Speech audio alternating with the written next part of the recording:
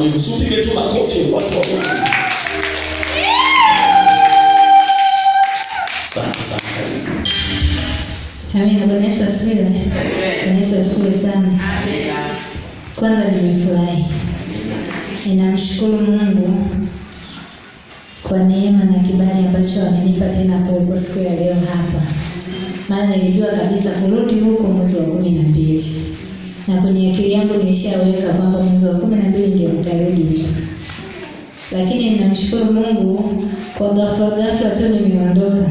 Hata kule kwa mchungaji wangu Kaigwa sijaaga na sijui kama leo watasema ameenda wapi, sijui.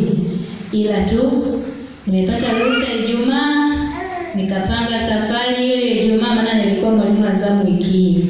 Kwa hata zamu sijaimaliza. Nashukuru Mungu, nilikuwa namwambia cheusi wangu hapa, nikasema sidhani kama atanipa ruhusa kwa huyo baba alivyogaidi. Lakini nashukuru Mungu, nilimpigia tu simu akasema nakuamini sana, wewe nenda ila uwahi kurudi. Bwana Yesu asifiwe. Nipo hapa kumshukuru Mungu, lakini pia kukushukuru wewe kwa maombi yako. Tangu maombi yale uliyoomba kwa ajili yangu mimi, Mungu akanichekesha kupitia maombi yako. Namshukuru Mungu pia ameendelea kunichekesha kupitia maombi yako. Bwana Yesu asifiwe. Ninamshukuru Mungu nimefika kule Geita. Yaani kwa maombi yako Mungu amenipa kibali kikubwa sana kule. Yaani sijui nielezeaje, lakini ninakushukuru wewe kwa maombi yako. Najua vile ambavyo ulikuwa unaendelea kuniombea ndivyo ambavyo naendelea kupata kibali kule. Ninapokuambia kwamba nimeomba ruhusa nimepata, wengine wameomba ruhusa hawajapata. Lakini namshukuru Mungu nilipomwambia kwamba kule nyumbani, maana na kule pia wanajua wewe unamwita Cheusi. Nikasema kule nyumbani Cheusi wangu hali sio nzuri, na kumwambia mkuu. Akaniambia nenda. Anaumwa sana, nikamwambia homa tu ndogo. Akaniambia nenda uwahi kurudi. Ninamshukuru Mungu.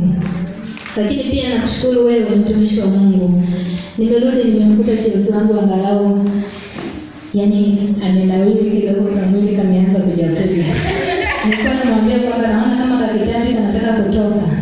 Lakini ni kwa ajili ya kwamba wewe mtumishi wa Mungu ambaye umemtunza kwa vyovyote vile ulivyomtunza, kwa maombi, kwa chochote kile. Yaani mimi ninapomuona hivi amenawili, najua sio yeye tu, kwa sababu mimi mwenyewe sipo, ila na ni kwa ajili ya ninyi watumishi wa Mungu. Mungu awabariki sana. Nimerudi, lakini nadhani kama sio tarehe 1 au tarehe 5 nitaenda kule. Mchungaji amesema nipo likizo, sipo likizo. Nimepata tu neema kadogo. Mimi mwakausi na likizo mpaka mwakani. Lakini kwa hata neema kadogo nimerudi. Cha kwanza kama alivyosema, nimemkumbuka mume wangu. Nimekakumbuka katoto kangu, lakini pia nimewakumbuka wote. Lakini pia ninawapenda. Ninapompenda mchungaji au Cheusi wangu sio sana ninapompenda Mungu. Mungu wa kwanza anafuata Cheusi, lakini pia atafuata mwanangu na wazazi. Lakini hapa kanisani wote ninawapenda kwa kiwango kile kile